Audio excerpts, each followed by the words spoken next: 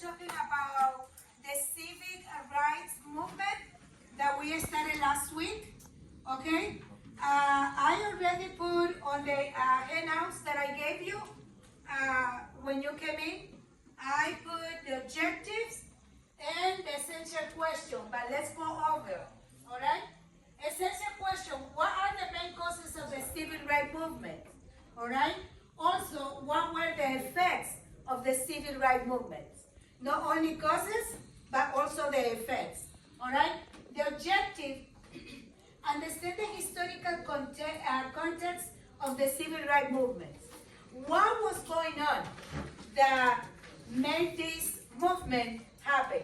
Just think about what happened before the Black Lives Matter movement, so you can understand what is the historical context of the civil rights movements. All right? Understand the causes and understand the effects. All right? So, this is the agenda for today. All right?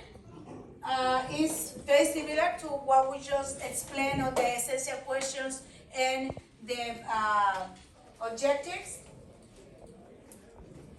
So we're going to talk about the historical context of civil rights movements. All right? So after the Civil War, all right, and they say, okay, abolish the slavery, all right? But what happened? It happens that there were groups of people that didn't accept that. They moved to other states. They wanted to keep slaves. They wanted to keep the segregation. They didn't want to be their children to be in the same schools as Black African Americans. All right. So all this that they won through the Civil War, it was not happening. All right. It was being challenged by groups. Okay. There was resistance and challenges. Okay. That says racial segregation. Those laws enforced racial segregation, separating African Americans from white citizens in public spaces and facilities. All right? So even though, okay, now you know slave, but you know equal. All right? Remember the phrase equal but segregated? This came from the Jim Crow Club, okay? They say, yeah, you equal, but you cannot be in the same school that my kids are. Okay? You're not going to sit in the same area where I sit in the bus or restaurants, in any public place. All right? And that's institutionalized discrimination. Why? Because the institution in itself makes the discrimination. It's not only individuals, group of people. Now our institution. Why? Because the school is still were negating the right for blacks to be in white schools. All right? That's what is called institutionalized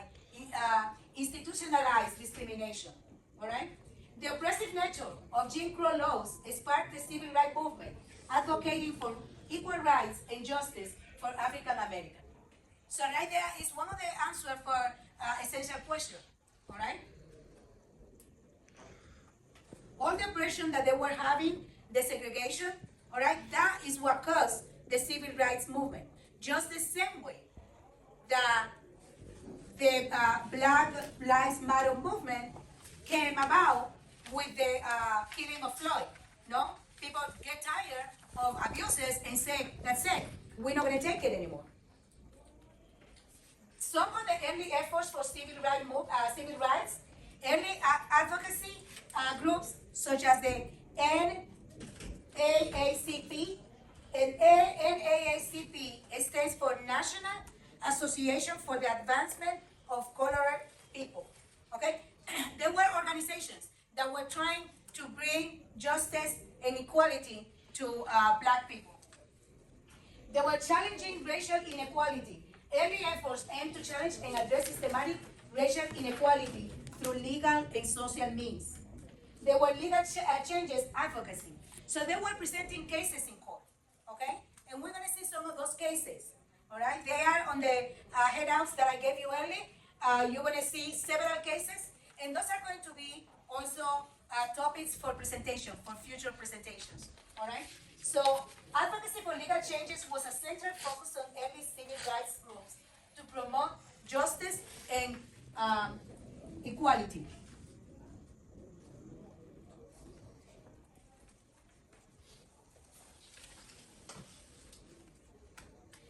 Some of those events that happened was the Montgomery bus boycott, 1955 to 1956.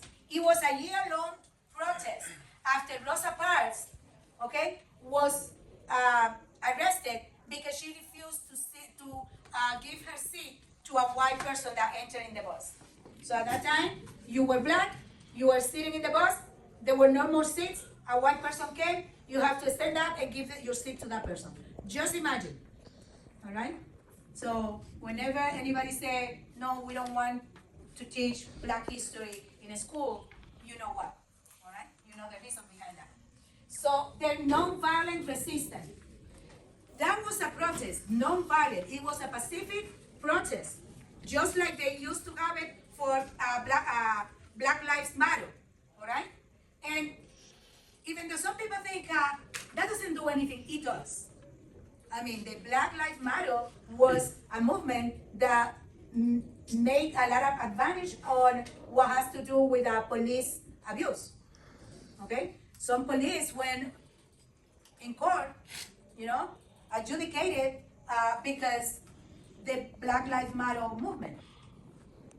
And later we're going to learn about all those recent cases, okay, of abuse and institutionalized discrimination, because that's what it is, all right?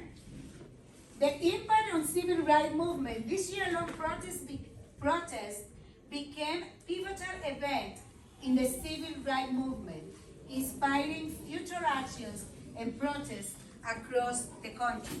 It is very, very important, the civil participation. Okay? There was the March on Washington in 1963. Let me ask you something. When you hear about civil rights movement, who is the person that you comes to mind? Who is that person? Martin Luther King. Martin Luther King Jr. with his famous phrase, because of the speech in Washington, okay? I have a dream. That became the symbol of the right, the civil rights movement, all right? The significance of the March on Washington was a pivotal event in the civil rights movement, demonstrating the demand for justice and freedom. The Martin Luther King Jr. speech. Martin Luther King Jr. delivered his iconic "I Have a Dream" speech, which inspired millions and became a symbol of the movement.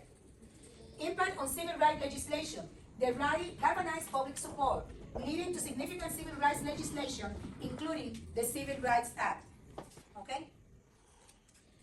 Martin Luther King is, you know, the symbol of the movement. Rosa Parks is the mother. And then also we are going to talk about Malcolm X. But before we continue, all right, get in pair, work on your the assignments that are in the handout that I gave you earlier, all right? And please make sure that if you have any question, you let me know. Next class, we're going to continue with this PowerPoint presentation. It's already in Schoology, so you can answer the questions there, all right? Any question, just see